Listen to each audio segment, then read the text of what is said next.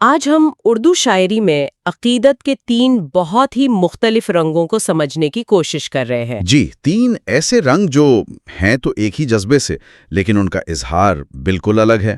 بالکل، ایک طرف کائنات کے خالق کی عظمت، دوسری طرف اس کے محبوب پیغمبر کی محبت، اور تیسرا وہ رنگ ہے جہاں بندہ بالکل تنہا ہو کر اپنے دل کا حال بیان کرتا ہے۔ حمد، نعت اور مناجات۔ تو سوال یہی ہے کہ جب تینوں کا مرکز عقیدت ہی ہے تو شاعر اپنے الفاظ، لہجے اور جذبات کو آخر کیسے بدلتا ہے؟ یہ بہت دلچسپ سوال ہے۔ تو آئیے اس کا آغاز کرتے ہیں اس صنف سے جو شاید ان سب کی بنیاد ہے، حمد۔ کہ یہ وہ صنف سخن ہے جس میں صرف اللہ تعالیٰ کی صفات بیان کی جاتی ہیں۔ یہ تعریف بظاہر تو بہت سادہ لگتی ہے نا، لیکن اس میں گہرائی بہت ہے۔ اچھا؟ جی، دیکھیں، اس کتاب میں ایک بہت دلچسپ نقطہ اٹھایا گیا ہے کہ تقریباً ہر بڑے اردو شاعر نے، چاہے اس کا مذہب کچھ بھی رہا ہو، حمد ضرور لکھی ہے۔ یہ تو واقعی سوچنے والی بات ہے۔ بالکل، تو اس سے یہ پتہ چلتا ہے کہ حمد صرف ایک مذہبی رسم نہیں ہے، یہ کائنات کو دیکھ کر، اس کی خوبصورتی اور اس کے رازوں کو محسوس کر کے ایک حساس دل کا، آپ کہیں، ایک فطری رد عمل ہے۔ یعنی شاعر کا کائنات کے خالق کے ساتھ ایک پہلا مکالمہ، بالکل، ایک نقطۂ آغاز۔ اور اس مکالمے کا سب سے بڑا اصول، جیسا کہ ان صفحات میں واضح کیا گیا ہے، وہ توحید ہے۔ جی، لکھا ہے کہ خدا خالق کائنات ہے، اس کی ذات یگانہ اور یکتا ہے اور اس کا کوئی شریک نہیں۔ اس لیے حمدیہ اشعار میں صرف اسی کی ذات واحد کی صفات بیان ہوتی ہیں۔ تو اس کا مطلب کیا ہوا؟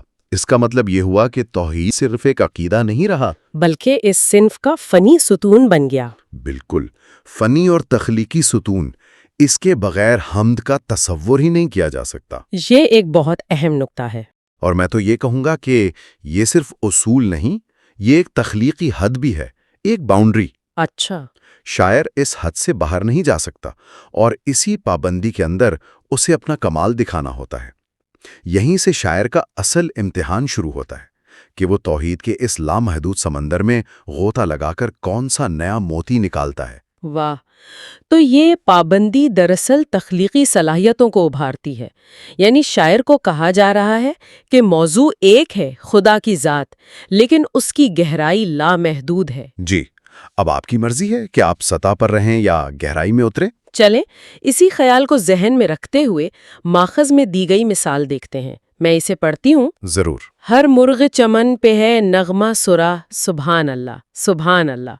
کون اس کو بھلا پہچان سکے، کون اس کی حقیقت کو جان سکے، میں اور کروں تعریف خدا، سبحان اللہ، سبحان اللہ۔ بہت خوب۔ ان اشعار میں جو بات سب سے نمایاں ہے وہ یہ کہ شاعر کس طرح فطرت کو گواہ بنا رہا ہے۔ پہلا مصرع، ہر مرغ چمن پہ ہے نغمہ سرا۔ جی، شاعر یہ نہیں کہہ رہا کہ میں حمد کرتا ہوں، وہ کہہ رہا ہے کہ چمن کا ہر پرندہ خدا کی پاکی بیان کر رہا ہے۔ یہ صرف منظر کشی نہیں ہے، یہ ایک پورا فلسفہ ہے کہ انسان اکیلا نہیں، پوری کائنات اس حمد میں شریک ہے۔ واہ! یعنی یہ ذاتی سطح سے اٹھ کر آفاقی بن جاتا ہے۔ بالکل۔ اور دوسرا مصرع تو بالکل ایک الگ ہی سطح پر لے جاتا ہے۔ کون اس کو بھلا پہچان سکے، کون اس کی حقیقت کو جان سکے۔ یہ سوالیہ انداز بہت طاقتور ہے۔ بہت زیادہ۔ اور یہ لا علمی کا اظہار نہیں ہے، نہیں، یہ علم کی انتہا کا اعتراف ہے۔ شاعر کہہ رہا ہے کہ انسانی عقل، ہمارے حواس، خدا کی ذات کا مکمل ادراک کرنے سے قاصر ہیں۔ صحیح۔ بالکل، حمد کا سب سے بڑا کمال ہی یہی ہے۔ اسے کہتے ہیں اقرار عجز میں معرفت، یعنی اپنی محدودیت کو تسلیم کرنا ہی اس کی عظمت کو سمجھنے کی پہلی سیڑھی ہے۔ حمد میں ایک ہیبت اور جلال کا احساس ہوتا ہے۔ بندہ اوپر کی طرف ایک ایسی ہستی کو دیکھتا ہے جو اس کی سمجھ سے بالاتر ہے، اور آخر میں اور کروں تعریف خدا کہہ کر وہ دوبارہ اسی کوشش میں لگ جاتا ہے، یہ جانتے ہوئے بھی کہ وہ حق ادا نہیں کر سکتا۔ جی، یہ ایک نہ ختم ہونے والا سفر ہے۔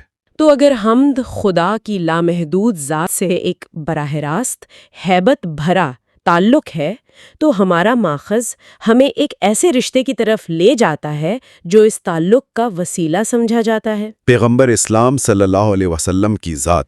جی، جس کی تعریف کے لیے نعت کی صنف مخصوص کی گئی ہے۔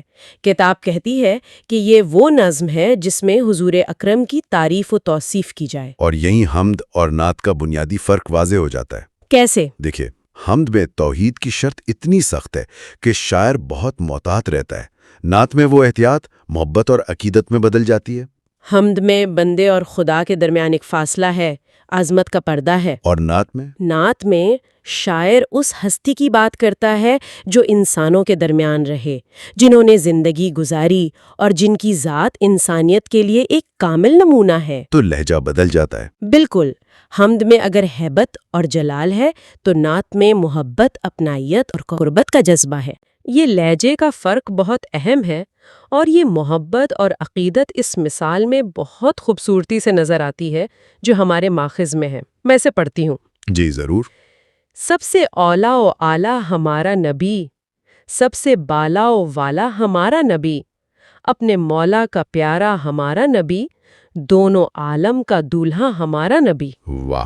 خلق سے اولیاء، اولیاء سے رسل، اور رسلوں سے اعلیٰ ہمارا نبی، جیسے سب کا خدا ایک ہے ویسے ہی ان کا تمہارا ہمارا نبی۔ کیا خوبصورت انتخاب ہے۔ یہاں ہر مصرے میں شاعر پیغمبر کے مرتبے کو ایک نئے زاویے سے بیان کر رہا ہے۔ جی، جیسے پہلے دو مصرے اولا و اعلیٰ اور بالا و والا۔ یہ صرف مترادف الفاظ نہیں ہیں، شاعر ایک درجہ بندی قائم کر رہا ہے، ایک ایسا مقام بتا رہا ہے جس سے بلند کوئی نہیں۔ یہ محبت کا دعویٰ ہے جو دلیل کے ساتھ پیش ہو رہا ہے۔ اور یہ تشبیہ، دونوں عالم کا دولہا ہمارا نبی، یہ تو کمال کی ہے۔ اس کا کیا مطلب لیا جائے؟ دیکھیں، دولہا کسی بھی تقریب کا مرکزی کردار ہوتا ہے نا۔ جی، سب کی نظریں اسی پر ہوتی ہیں۔ تو شاعر یہی کہہ رہا ہے کہ اس دنیا اور آخرت دونوں جہانوں کی سب سے مرکزی، سب سے اہم اور سب سے محبوب شخصیت ہمارے نبی کا ہے۔ یہ آپ صلی اللہ علیہ وسلم کی مرکزی حیثیت کا استعارہ ہے۔ بہت خوب۔ پھر اگلا شعر دیکھیں، خلق سے اولیاء، اولیاء سے رسل، اور رسولوں سے اعلیٰ ہمارا نبی۔ یہاں تو باقاعدہ ایک روحانی درجہ بندی بیان ہو رہی ہے۔ ایک ترتیب سے۔ جی، جس میں آپ صلی اللہ علیہ وسلم کو تمام مخلوقات، ولیوں اور رسولوں سے بھی بلند مقام پر فائز دکھایا گیا ہے۔ اور وہ آخری شعر تو جیسے پوری بحث سمیٹ دیتا ہے، جیسے سب کا خدا ایک ہے ویسے ہی ان کا تمہارا ہمارا نبی۔ آپ نے بالکل صحیح پکڑا۔ یہ مصرع پیغمبر کی ذات کی عالمگیریت اور رحمت للعالمین ہونے کے تصور کو انتہائی خوبصورتی سے بیان کرتا ہے۔ یعنی جس طرح خدا کسی ایک قوم کا نہیں، سب کا ہے، اسی طرح ہمارے نبی بھی کسی ایک گروہ کے لیے نہیں، بلکہ ان کا تمہارا ہمارا یعنی پوری انسانیت کے لیے ہیں۔ تو یہ نعت کو فرقہ واریت سے نکال کر انسانیت کے وسیع میدان میں لے آتا ہے۔ اور یہی نعت گوئی کا ایک بڑا مقصد ہے۔ اچھا، ہم نے خدا کی عظمت کی بات کی، اس کے پیغمبر صلی اللہ علیہ وآلہ وسلم کی محبت کی بھی، لیکن اس گفتگو میں اب تک شاعر خود کہیں پیچھے ہے۔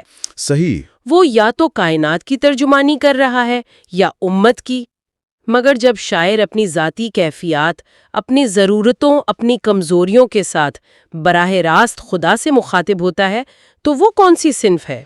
تب ہم مناجات کی دنیا میں آتے ہیں۔ مناجات، ماخذ میں اس کے لغوی معنی لکھے ہیں دعا کرنا یا سرگوشی کرنا۔ یہ لفظ سرگوشی بہت اہم ہے۔ حمد ایک طرح کا عوامی اعلان ہے، نعت ایک محفل کا نذرانہ ہے، لیکن مناجات بندے اور خدا کے درمیان ایک ذاتی خفیہ مکالمہ ہے، ایک سرگوشی ہے۔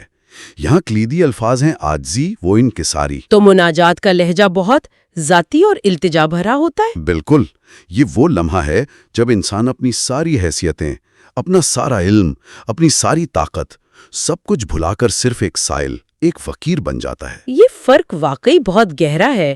حمد کا لہجہ پرشکوہ ہے اور مناجات کا لہجہ ٹوٹا ہوا۔ آئیے اس کی مثال بھی دیکھتے ہیں جو کتاب میں ہے۔ جی۔ اے خدائے پاک رحمان و رحیم، قاضی حاجات و وہاب و کریم۔ اے الہ العالمین، اے بے نیاز، دین و دنیا میں ہمارے کارساز۔ آپ ایک لمحے کے لیے سوچیں، شاعر نے کیا خوبصورت ترتیب قائم کی ہے۔